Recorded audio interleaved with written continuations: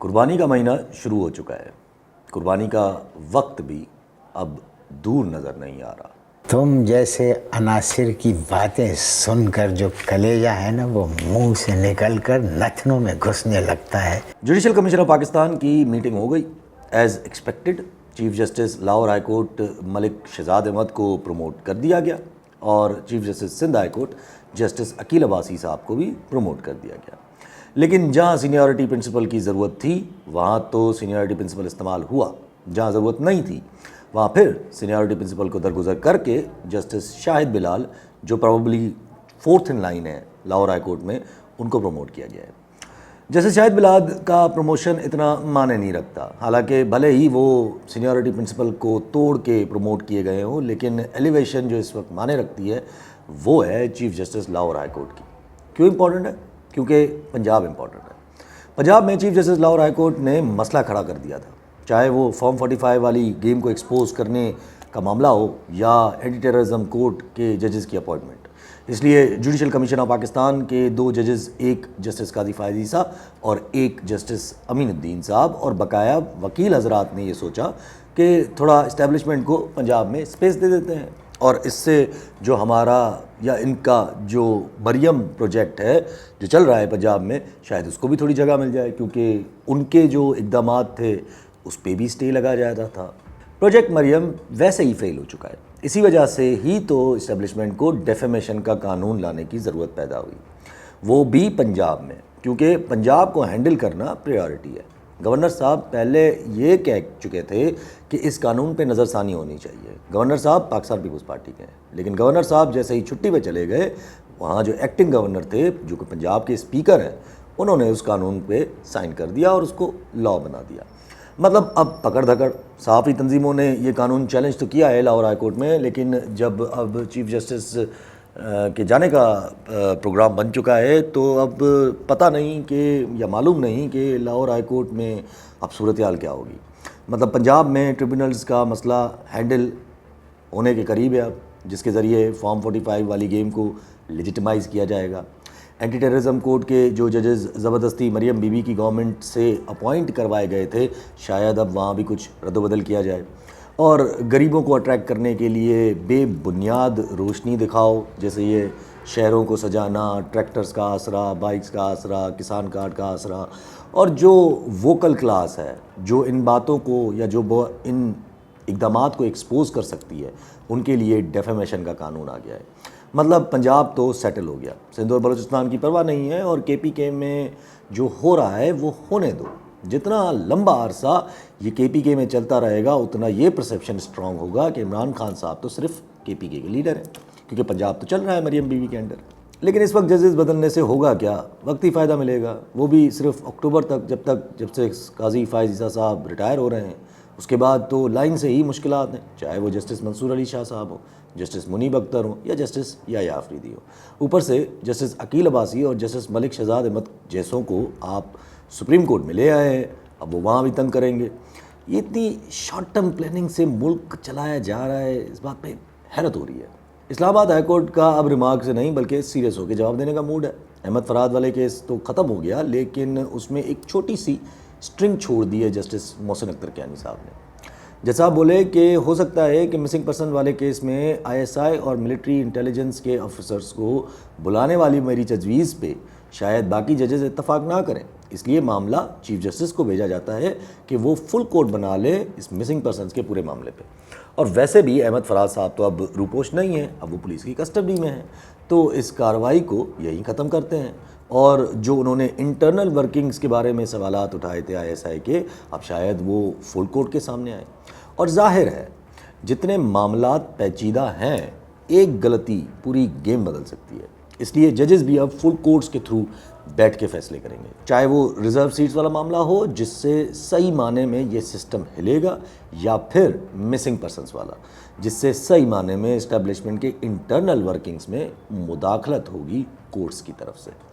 اور یہی وجہ ہے کہ ہماری اسٹیبلشمنٹ اور سیاسی ٹولہ Pakistan Peoples Party, P M L N یا ایم کیو ایم، یہ تینوں بھی اپنے آپ کو ایک پیج پہ دکھا رہے ہیں، ورنہ عموماً آرمی چیف صاحب پہلے جاتے ہیں بیرونی دوروں پہ اور پھر سویلین لیڈرشپ بعد میں جاتی ہے، جیسے عمران خان صاحب کے دور میں ہوتا تھا.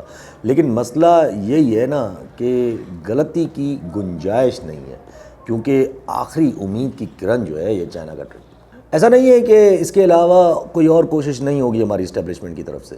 میں آپ کو بتاتا ہوں کیا کیا کوششیں ہو سکتی ہیں. ابھی ریسنٹلی ہمارے امریکہ میں موجود سفیر مسعود احمد خان صاحب نے 2 بڑی امپورٹنٹ باتیں کی ہیں.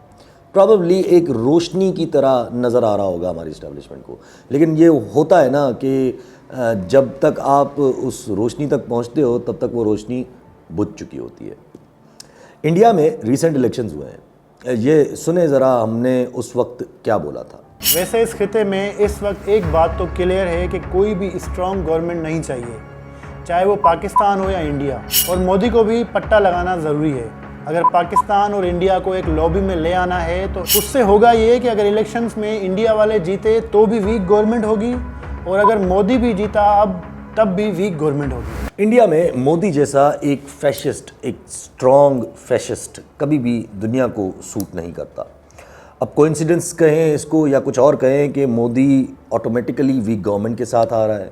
اور انٹرسٹنگ ہے کہ جن دونوں کی بنیاد پہ آ رہا ہے، یعنی چندر بابو نائیڈو اور جو آندھرا پردیش کے چیف منسٹر ہیں اور نتیش کمار جو بہار کے ہیں، ان دونوں کا کوئی بھروسہ نہیں ہے کب بازی پلٹ دیں. کیونکہ نتیش کمار صاحب کو تو اب پرائم منسٹر شپ بھی آفر کر دی گئی ہے، وہ اس بنیاد پہ کہ اگر وہ کانگریس کے بنائے گئے اتحاد یعنی کہ انڈیا جو اتحاد ہے ان کے ساتھ مل جائیں. انڈیا میں جو بھی صورتحال بنے، کوئنسیڈنٹلی یہ سچویشن پاکستان کو فیور کر سکتی ہے. تبھی شاید ہمارے امریکہ میں بیٹھے سفیر انڈین الیکشنز پہ تبصرہ کرتے ہوئے یہ بول رہے ہیں کہ انڈیا کی پوزیشن اور اسٹرانگ ہوگی اگر وہ اپنے نیبرز کے ساتھ تعلقات صحیح بنا کے چلے گا. لیکن دہلی دور است، اتنی جلدی کوئی بھی ملک اپنی لانگ ٹرم پالیسی نہیں بدلتا ہے جس طرح پاکستان بدلتا ہے. دوسری روشنی جو نظر آ رہی ہے، جو پاکستان کی سالوں سے کوشش ہے کہ ہم امریکہ اور چائنا کے بیچ میں تعلقات بہتر کرنے کے لیے میڈییشن کا کردار ادا کریں، یا اکارڈنگ ٹو ہمارے سفیر جو امریکہ میں بیٹھے وہ کہتے ہیں ہم یہ کردار ادا کر سکتے ہیں. اس کی کیا منطق ہے؟ اس کی منطق ہے یہ چائنیز ٹرپ جو ہمارے سارے ہی کرتا دھرتا وہاں پہنچے ہوئے ہیں. میں یہ آلریڈی بول چکا ہوں کہ چائنا کا یہ ٹرپ آخری امید ہے ہمارے اس سسٹم کو سپورٹ کرنے کے لیے. اب کہہ رہے ہیں کہ 32 MOUs سائن ہوئے ہیں. MOU مطلب قوم کو ماموں بنانا. ابھی ایران کے ساتھ آپ نے کتنے MOU سائن کیے تھے؟ اور آرمی چیف صاحب کا خود شہباز شریف کے ساتھ شانہ بشانہ وہاں موجود ہونا، بلکہ تھوڑا سا پیچھے موجود ہونا، اس بات کو اور پختہ کر رہا ہے کہ چائنا کا دورہ کتنا امپورٹنٹ ہے اور ڈیسپریشن کتنی ہے.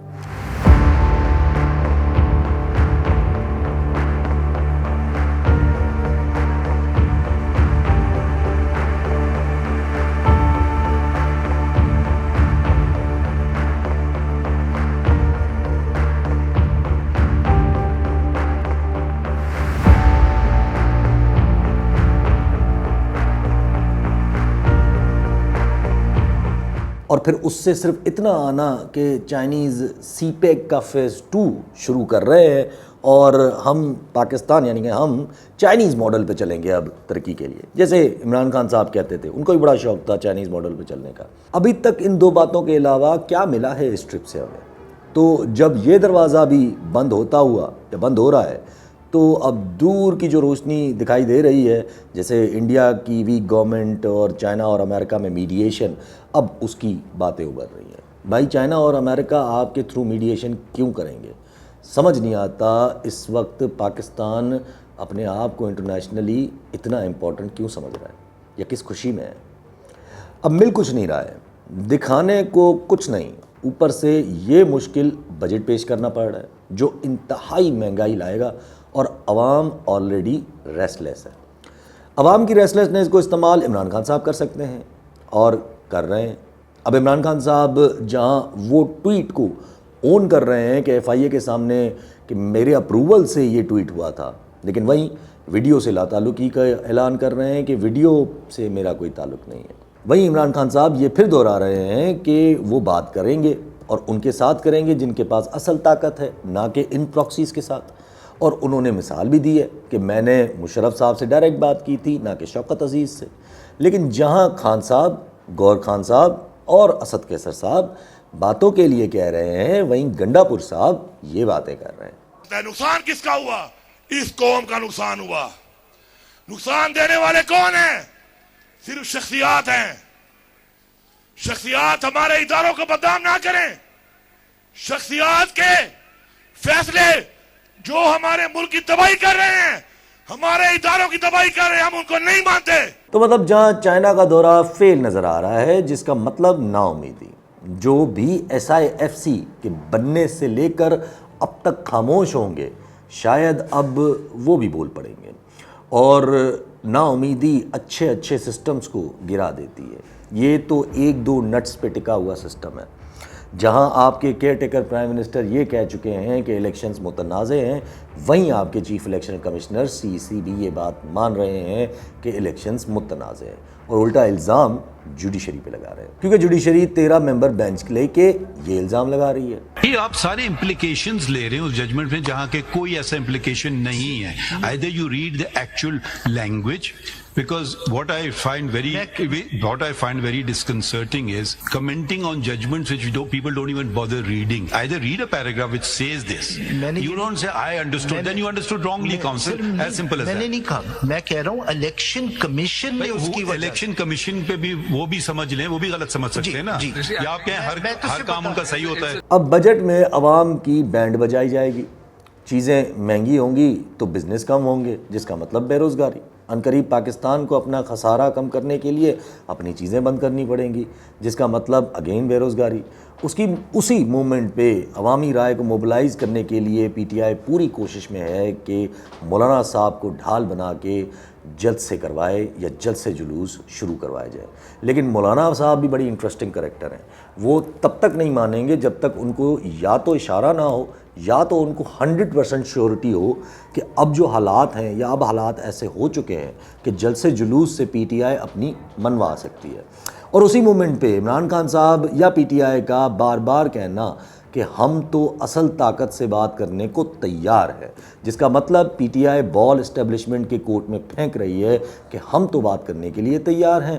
وہیں گنڈا پور صاحب کا کہنا کہ ادارے کے کچھ یا اداروں کو کچھ شخصیتیں چلاتی ہیں، تو پھر برڈن کس کے اوپر آئے گا؟ برڈن آئے گا اسٹیبلشمنٹ پہ۔ اسٹیبلشمنٹ میں بھی ان چند شخصیات کے جو باتیں یا جو بات نہیں کرنا چاہتے، اور وہ بات کیوں نہیں کرنا چاہتے؟ وہ جسٹس محسن اختر کیانی صاحب نے بولا تھا کہ ادارے ایگو یعنی انا پہ نہیں چلتے ہیں، اور وہیں کورٹس فل کورٹس بنا کے بیٹھی ہیں کہ مینجمنٹ کے سارے راستے بند ہوں۔ قسم سے اگر نارمل ڈیز ہوتے نا تو اس وقت اس انا سے ماشاء اللہ لگ چکا ہوتا، لیکن اب وہ نہیں لگ سکتا، جس کی ریزن میں پچھلی ویڈیوز میں دے چکا ہوں۔ تو اس انا سے اب پیچھے ہٹنا ہی پڑے گا۔ اس لیے میں بڑا محتاط ہو کے یہی سجیشن دوں گا کہ قربانی کا مہینہ ہے، قربانی دے دیں، ملک شاید بہتر ہو جائے، اور 12 ویسے بھی حالات